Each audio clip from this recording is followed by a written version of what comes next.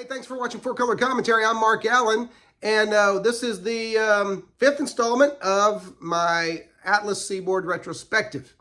Taking a good look at the short-lived comic book company of the Bronze Age, sometimes known as Vengeance Incorporated. And so anyway, I'm looking today at a series that only had one issue, so can you really call it a series?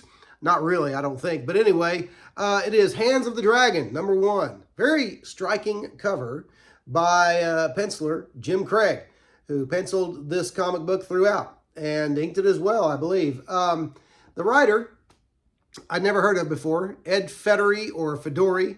I don't know how it was pronounced, F-E-D-O-R-Y. But anyway, the main thing, the story, you have a grandfather escaping World War II Japan to China and escaping with his two infant grandsons in a backpack, carrying them in a backpack. When sadly, tragically, well, is it tragically if no one dies? I don't know. But anyway, had a bad day.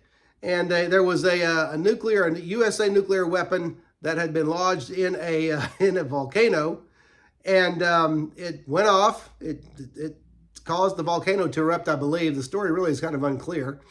But the main thing was they were all affected by the radiation. At least the two twin boys, one of them was scarred by the radiation, and grandfather got an extra, some extra vitality and vigor from the radiation. I don't know if that was if that would have been pursued in future issues. I don't know. But anyway, Jim Craig does a great job on the art in this book. And let me open the opening page is much like the cover as far as content. Okay, but you have there Hands of the Dragon going after the villain there.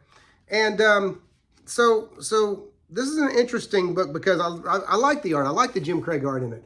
And this really was one of Jim Craig's introductory forays into true professional comic art, as I understand it, because prior to going to Atlas, he had been trying to get his foot in the door at Marvel.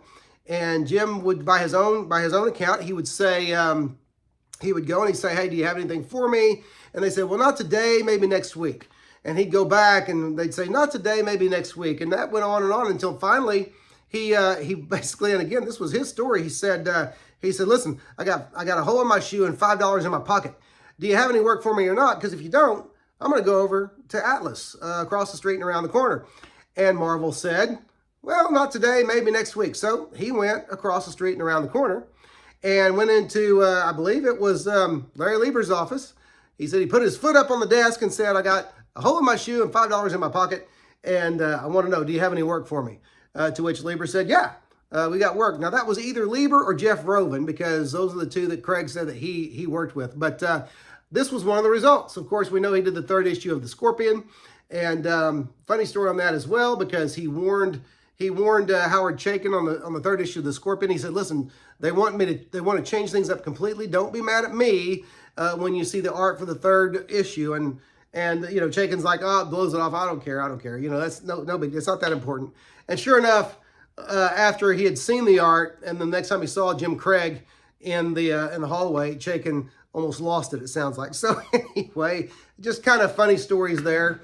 But anyway, I liked this book. I liked it pretty well. It was fun. The secret about comics, and I'm not sure if,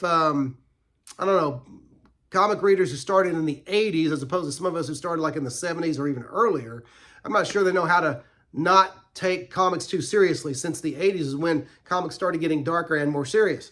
But if you don't take comics too seriously, you can have fun with this story. The only thing that was kind of difficult to understand and kind of stopped me and made me giggle a little bit was a panel that somebody didn't take a good look at before it passed muster to go into publishing or to go into print. But that middle panel there, if you can read that, maybe you can, maybe you can't. I'll read it to you. But it says there's Hand of the Dragon in his, there's the dragon in his red and blue, outfit, And it says, later that night, a green figure blends into the shadows and ivy of a university building. Really? A green figure? Well, okay. Anyway, there you go.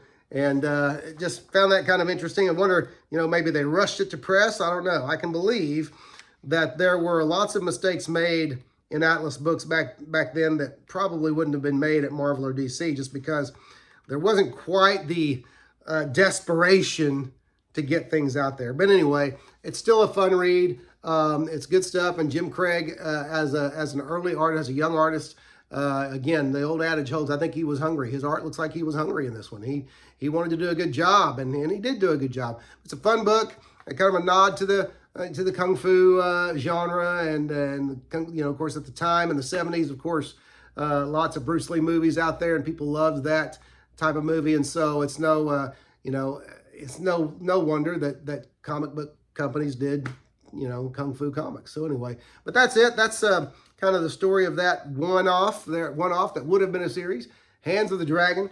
It's fun, and again, won't break your bank. So go out there and find a nice copy of it, settle down with a cup of coffee, and just enjoy.